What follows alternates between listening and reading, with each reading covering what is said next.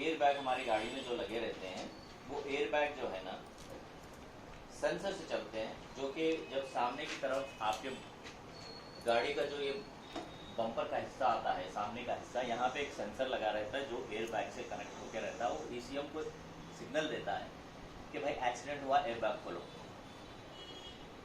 तो कभी भी कुछ भी हो सकता है। हमारी इंडियन रोड्स इतनी ख़राब रहती हैं, हाईवेज तो छोड़ दो अच्छे रहती हैं, लेकिन जो लोकल रोड्स जो होती हैं वो बहुत अच्छी नहीं रहती, जिसकी वजह से कहीं खड्डा हो सकता, पानी हो सकता।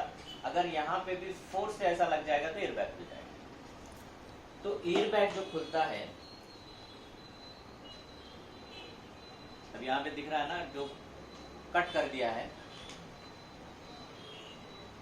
ये आपका सही तरीका है दोनों हाथ से चलाने का, और ये तरीका है गलत।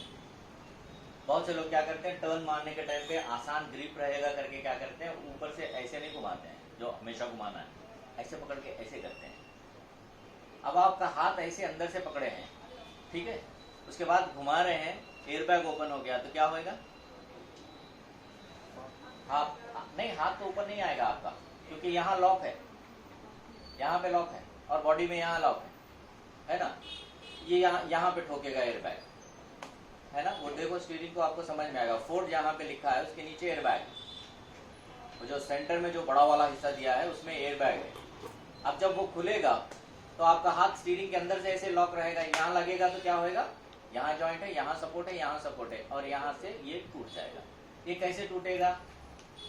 जो एयर बैग जो खुलता है विद इन सेकेंड के अंदर खुल जाता है, और इसकी स्पीड होती है 250 किलोमीटर पर आवर के हिसाब से निकलता ही बाहर। बताओ क्या होएगा हमारे हाथ? अगर आप सही से ऊपर पकड़ के चला रहे हो, जैसे ऐसे चला रहे हो, अगर एयर बैग खुलेगा भी तो क्या होएगा, हाथ यहाँ से हमारे छूट जाएंगे ऐसे, क्योंकि जब एयर बैग ठोकेगा हमें तो हमारे दोनों हाथ ऐसे जाएंगे और हम सामने की तरफ ऐसे गिरेंगे। आप देखे होंगे एक्सीडेंट जब होता है तो ये एयर बैग ऐसे ठोक देता है, उसके बाद हम पीछे की तरफ, सामने की तरफ गिरते हैं, तो हमारे फेस को, बॉडी को बचाता है एयर बैग। तो कभी भी हमें इस तरह से ड्राइविंग नहीं करना चाहिए, और दोनों हाथ से करना चाहिए। क्यों दोनों हाथ से करना चाहिए? अगर टायर ब्लास्ट होने के टाइम पे भी क्या होता है, गाड़ी अब आप ऐसे चला रहे हैं, स्टाइल मार के चला रहे हैं, अगर टायर ब्लास्ट हो गया तो क्या होगा, स्टीयरिंग घूम जाएगी ऐसे, क्योंकि ये हाथ आपका है, इस तरफ का टायर ब्लास्ट हुआ, स्टीयरिंग ऐसे घूम जाएगी, हाथ छूट जाएगा, फिर डिवाइडर से टकरा के गाड़ी पलटी मारेगी। वही आपके अगर दो हाथ हैं, जब ऐसे होएगा तो आप फोर्स से उसको दबा के रखेंगे। इसके लिए हमेशा दो हाथ से गाड़ी चलाना चाहिए। गियर चेंज करने की बात अलग है, वापस फिर वहां पे चले जा रहे हैं, वो कोई बात नहीं है, लेकिन वन हैंड ड्राइव नहीं करना चाहिए। दूसरा है यहाँ पे स्टीयरिंग का, तो समझ में आ गया है ना, ओके। और स्टीयरिंग में ही हॉर्न लगा रहता है, हॉर्न को भी हम इरिटेट करने वाला हॉर्न नहीं सीखना है कभी भी, समझ। बहुत से लोग क्या करते हैं, पी करके दबाते हैं, नहीं, ये इरिटेट करने वाला हॉर्न है। हॉर्न इतना मजेदार होना चाहिए, आगे वाला सुन के तारीफ करनी चाहिए। हॉर्न में भी आप मजे ले सकते हैं, है ना। बहुत से लोग को मालूम है, बाइकर जो है उनको मालूम है, हॉर्न में भी मजे ले सकते हैं। तो हॉर्न जो होता है, वो हॉर्न को हम इतनी प्यार से दबाना चाहिए, आगे वाला सुन के चल भाई तू जा, ऐसा होना चाहिए। नहीं कि इरिटेट करेंगे तो और थोड़ा आगे आगे आपके सामने आते रहेगा। तो हॉर्न भी हमें कैसे, बहुत से चीज को, बहुत से गाड़ियों में हॉर्न ऐसा लगा रहता है, स्टीयरिंग के बगल में रहता, आप ऐसे करके दबाएंगे तो आ जाएगा, ठीक है। थोड़े गाड़ियों में ऐसा रहता नहीं, आप सेंटर तक आके दबाना, ठीक है। तो गाड़ियों के जो भी सिस्टम होता है वो सिस्टम में इस तरह से लगा रहता है। तो याद रखो कभी भी, अब कल आप जब गाड़ी चलाएंगे टे टे वाला नहीं हॉर्न दबाएंगे। अब मैं बताता हूँ आपको हॉर्न। देखो हॉर्न को 2 बार ऐसे टच करना है, ठीक है, उसके बाद तीसरा टच थोड़ा लॉन्ग रहना है। तो वो कैसा होता है, टिक टिक, सुनने वाले के लिए भी अच्छा रहेगा। 2 बार टच करके छोड़े, उसके बाद थोड़ा सा लॉन्ग। आप कल ये करके देखो, बहुत मजा आएगा, और सुनने वाले को भी अच्छा लगेगा, आगे वाला आपको साइड देगा। और दूसरी चीज इसके अंदर क्या है, याद रखो, स्टीयरिंग जब भी होती है हाथ में स्प्रेड नहीं होना चाहिए, ये चीज का ध्यान रखना है। अगर थोड़ा उनको किसी को टेंस की वजह से जो है ना, वहाँ पे बैठने के बाद थोड़ा घबराहट हो जाती है, पसीना आता है, थोड़ी देर के लिए ठहर जाएं, थोड़ा क्लियर हो जाए, उसके बाद हाथ और पूछ लें, उसके बाद ही ड्राइव करें। क्योंकि ये जो कवर होते हैं ऊपर बहुत स्मूथ रहते हैं, तो स्लिप होने के चांसेस रहते हैं, उससे रोड एक्सीडेंट होते हैं। बहुत बार ऐसे हुआ है। तो हमें थोड़ा सा कच्ची कुच्ची रख के जो है ना, हमेशा साफ करते हुए गाड़ी चलाना, नहीं तो टैक्सी फोटोस आते अब यहाँ पे बहुत से लोग को प्रॉब्लम क्या आता है, गाड़ी चलाने के टाइम पे एक्सीलेटर भी दबाते हैं, क्लच भी दबाते हैं, है ना, या नहीं एक्सीलेटर दबा रहता है उसके बाद क्लच दबा देते हैं। तो क्यों इस तरह से हो रहा है हमारा? हमें स्टार्टिंग से आदत डालनी चाहिए, हमें याद रखना चाहिए कि अगर आपका राइट लेग अगर नीचे की तरफ है तो लेफ्ट लेग को नहीं दबाना है, तो यह याद रखना है, या लेफ्ट नीचे है तो राइट को नहीं दबाना। समझ गए? दोनों साथ में दबाने वाली चीज क्या है? ब्रेक और क्लच, है ना। एक्सीलेटर का साथ में दबाना नहीं है, अलग से दबता है, वो बात को याद रखना है। एक्सीलेटर जो होता है अलग से दबता है, वो चीज को हमें याद रखना है। अब यहाँ पे देखो, एक पैर ऐसे नीचे गया है तो ये ऊपर रहेगा, इसके बाद अगर ये नीचे जाना चाहिए तो ये छूटने के बाद ये नीचे जा रहा है, फिर ये पूरा छूटने के बाद ये नीचे जा रहा है। तो ये चीज को हमें याद रखना है। दोनों एक साथ में दबाने पे क्या होता है, इंजन गियर बॉक्स का कनेक्शन टूट जाता है, उसके बाद गाड़ी आगे नहीं बढ़ती है, वहां ही चिल्लाना लगती है।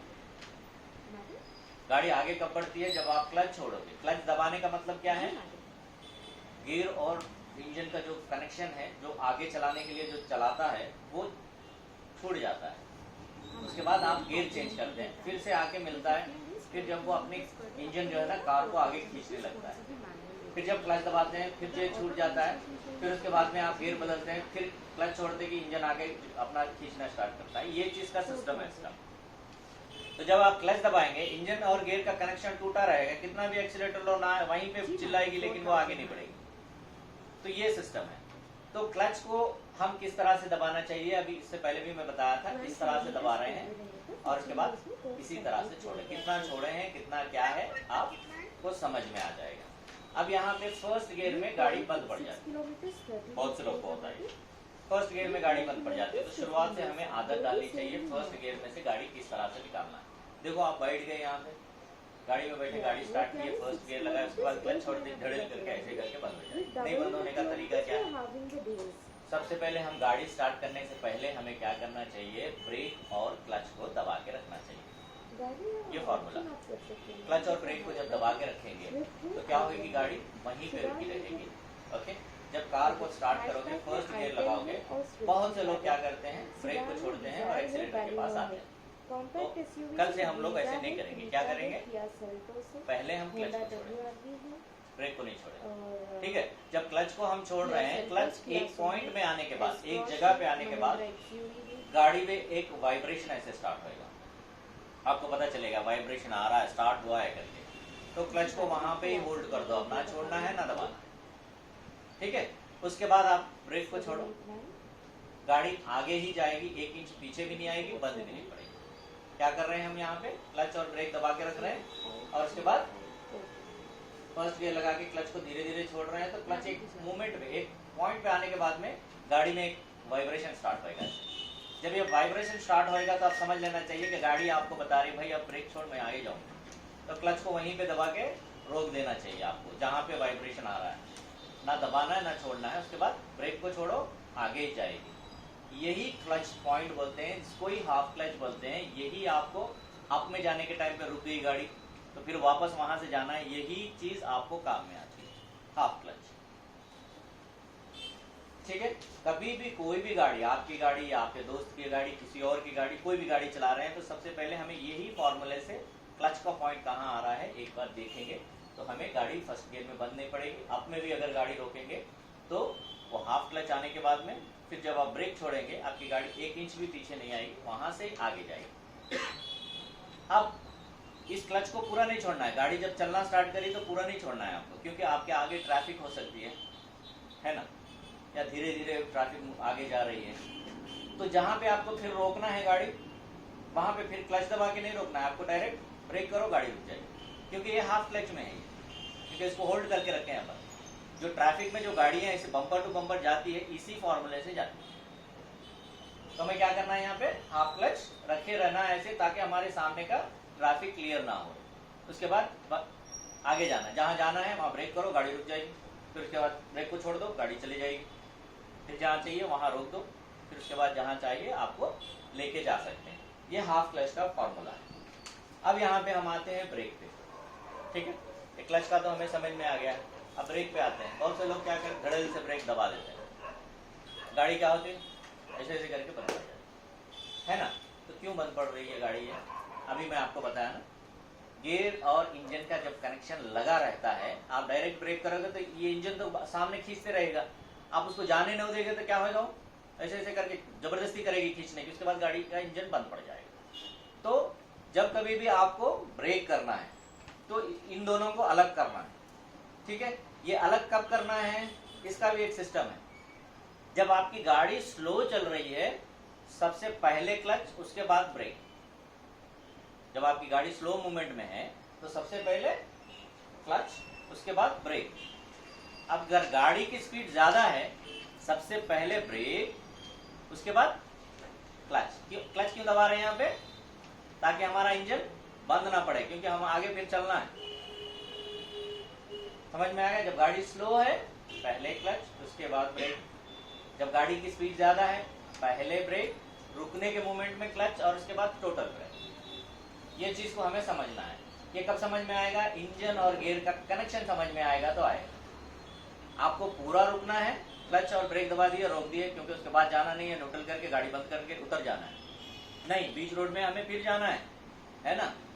जब फिर जाना है तो याद रखना है हमें, भाई मुझे फिर जाना है तो पहले क्या करना है, अगर मेरी गाड़ी स्लो है तो पहले क्लच, उसके बाद ब्रेक, ठीक है। अगर स्पीड ज्यादा है, आगे ट्रैफिक जाम हो रही है, पहले ब्रेक, ट्रैफिक के करीब आने के बाद क्लच, उसके बाद धीरे ब्रेक। अब यहाँ ब्रेक और क्लच को किस तरह से दबाना है। क्लच तो आप दबा देते हैं धड़ल से ऐसे नीचे, है ना, क्योंकि दबाना भी उसी तरीके से चाहिए, क्योंकि अब फास्ट दबाएंगे तो इंजन गेज का कनेक्शन टूटेगा, उसके बाद नेक्स्ट स्टेप करेंगे हम, है ना। तो जब ये क्लच दबा रहे हैं, हम ऐसे दबा रहे हैं, क्लच कहाँ तक जाता है, फ्लोर तक। ब्रेक कहाँ तक जाता है, आधा ही, है ना, ब्रेक पूरा नहीं जाता, आधा जाता है। अगर ब्रेक आपका पूरा चला गया तो क्या, इसका मतलब क्या है, ब्रेक फेल। तो यही सिम्टम है जो ब्रेक फेल होने के हमें गाड़ी इंडिकेट करती है। ब्रेक आपका चला गया अंदर तक तो समझ लो ब्रेक फेल हो गया है। तो रोकने का तरीका क्या है, 2 बार ऐसे पंप करो उसको, तो आ गया तो ठीक है, नहीं आया तो नेक्स्ट क्या करना है। अगर आपकी गाड़ी स्लो है, हैंड ब्रेक से कंट्रोल करो, नहीं आपकी गाड़ी फास्ट है तो क्या करना है, आप जो भी गियर में जा रहे हैं, फर्स्ट गियर में जा रहे हैं, फिफ्थ गियर में जा रहे हैं, तो गियर को डाउन करो और क्लच को धड़ेल से छोड़ो, क्या होएगा, गाड़ी करके ब्रेक होगी।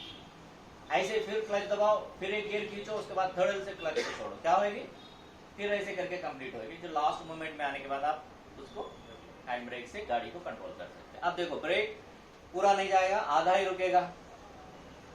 अब एक्सीलेटर का मुझे समझाओ, एक्सीलेटर किस तरह से करते हैं हम, ऐसे करते हैं, नहीं करते हैं ना, किस तरह से करते हैं हम एक्सीलेटर को, बड़े वाले फिंगर से धीरे धीरे धीरे धीरे। अब ये दब रहा है तो क्या हो रहा है, स्पीड बढ़ रही है। अगर मैं इसको छोड़ रहा हूं तो कम हो रही है, फिर दबा रहा हूं तो बढ़ रही है। अब ये हमारा एक्सीलेटर हो गया। ब्रेक का भी फॉर्मूला यही है, बहुत से लोग धड़ेल से मारते हैं, नहीं मारना चाहिए। ब्रेक का भी फॉर्मूला यही है, स्पीड जा रही है गाड़ी, इसको क्या कर रहे हो तुम, तो एक्सीलेटर जिस तरह से दबाते हैं ब्रेक को भी उसी तरह से दबाना चाहिए। अगर आप सडन दबाओगे तो क्या होगा, वहीं पे रुक जाएगी गाड़ी, और पीछे से जो आ रहा है वो फोर्स से एकदम ठोकेगा आपको। तो ब्रेक दबाने का तरीका क्या है, धीरे धीरे हम दबाते हुए स्पीड बढ़ी भी उसको हम कम कर रहे हैं, एक्सीलेटर से क्या कर रहे हैं, स्पीड को बढ़ा रहे हैं। तो ये फार्मूला फंडा हमें याद रखना है। भाई सडन ब्रेक नहीं है, कहीं भी सडन ब्रेक नहीं है, ब्रेक को प्यार से दबाना है इसे। और ब्रेक को जब तक आप समझोगे तभी आपको गाड़ी चलाने का मजा आएगा। ब्रेक को समझना चाहिए भाई, कब समझोगे आप, आपका फुल कंसंट्रेशन रोड पे रहेगा। आप देखो अगर 80 की स्पीड में है आप, वहाँ दूर से कोई गाड़ी क्रॉस हो रही है, कोई पैदल चल रहा है, तो बहुत से लोग क्या करते हैं, उसी स्पीड में जाते हैं, नजदीक जाने के बाद चर करके ब्रेक मार देते हैं। ये गलत तरीका है। देखो हम ये एक्सीलेटर दे रहे हैं, हमारी गाड़ी 80 की स्पीड में जा रही है, आप देख रहे हैं रोड पे कोई ऑब्जेक्ट आ रहा है तो सॉरी आप इसको छोड़ेंगे, गाड़ी क्या होगी, इसको क्या बोलते हैं, थर्ड ब्रेक। एक्सीलेटर से स्पीड को कम और ज्यादा करने का जो सिस्टम है इसको बोलते हैं थर्ड ब्रेक। तो ये ज्यादा करके हम कोशिश करनी चाहिए कि कम से कम ब्रेक दबाएं, कम से कम गियर बदलें, और कम से कम जो है ना हॉर्न बजाएं। यही अच्छे ड्राइवर की पहचान। ये कब करेगा, एक्सीलेटर देके गाड़ी जा रही है आगे, आगे ऑब्जेक्ट आ गया, एक्सीलेटर को छोड़ दिया तो गाड़ी कंट्रोल होगी। उस बीच में क्या होगा, जहां आपकी स्पीड कम हुई वो क्रॉस कर लेगा, वहीं से फिर आप एक्सीलेटर देके जा सकते हैं। ना गियर चेंज है ना गियर चेंज कर रहे हैं, ना क्लच दबा रहे हैं, ना ब्रेक दबा रहे हैं, ना हॉर्न बजा रहे हैं, ना उसको गाली मार रहे हैं। उसी गियर में फिर कंटिन्यू करते हुए चले जा रहे हैं, नहीं वरना वहां जाके ऐसे ऐसे करके उसको गुस्सा करेंगे हम लोग, वो भी अपने ऐसे कैसे गाड़ी चला रहे हो तो वो भी हमें वो करेगा। तो रोड को समझना चाहिए, इस हिसाब से हमें ये समझ के चलाना है। ये जो तीनों पेडल होते हैं, लेफ्ट लेग राइट में नहीं आता है, राइट लेग से ही आप करते हैं। अब यहाँ पे देख लो आप, तीन चीज हमारी होती है, एक्सीलेटर और ये है ब्रेक, और उसके बाद में ये है क्लच, ठीक है। तो ये एक्सीलेटर को तो आपने तो समझ लिया है भी, ओके। तो लेफ्ट लेग तो होता है यहाँ परमानेंटली इसके साथ ही रहता है, इसको राइट में नहीं लाते हैं हम लोग। अब राइट लेग में प्रॉब्लम ये होता है कि बहुत से लोग सीधे सीधे इसके ऊपर रख देते हैं, जब ब्रेक की जरूरत पड़ती है तो इसको उठा के यहाँ लेके आते हैं, है ना। ये तरीका गलत है, ऐसे नहीं रखना चाहिए। हमारा पैर होना चाहिए यहाँ पे, ना एक्सीलेटर ना ब्रेक, दोनों के बीच में होना चाहिए। यहाँ से हम ऐसे एक्सीलेटर दे रहे हैं, दिख रहा है ना, यहाँ से हम लोग ऐसे एक्सीलेटर दे रहे हैं, ठीक है। उसके बाद में जब हमें ब्रेक की जरूरत पड़ी है यहाँ पे हमें, फिर उसके बाद जब ऑब्जेक्ट चला गया हमारे सामने तो जरूरत नहीं पड़ी तो फिर वापस यहाँ जा रहे हैं। तो जब हम एक्सीलेटर के पास ऐसे पैर क्रॉस रखेंगे तो ज़्यादा नहीं दबेगा। बोलने का मतलब ये है, ज़्यादा नहीं दबेगा। आए दिन हम लोग रोड एक्सीडेंट देखते हैं, ट्रैफिक धीरे धीरे मूव होते रहती है, एक बंदा वहाँ से अपनी कार को फास्ट लेके आता है, जहाँ ट्रैफिक जाम है वहाँ रुकने के बजाय वो क्या करता है, सांप को ठोकते हुए चला जाता है बाहर। क्यों ऐसे कर रहा है वो? ब्रेक की बदले एक्सीलेटर को दबा रहा है, क्योंकि उसका पैर यहाँ था, ब्रेक समझ के। 90% एक्सीडेंट्स ऐसे होते हैं, ब्रेक समझ के एक्सीलेटर को दबा देते हैं, पैनिक होके वहाँ पे, तो ऐसे ठोकते हुए पूरा चले जाते हैं। तो हमारी अगर गलती भी अगर हो जाएगी हमसे तो ये ज़्यादा नहीं दबेगा, जितना हैवी से होना चाहिए वैसे नहीं होएगा। और हमेशा हमें आदत डालनी चाहिए कार चलाने के टाइम पे, कैसे सेंटर में पैर रखना है और ये हम ऐसे दबाएं।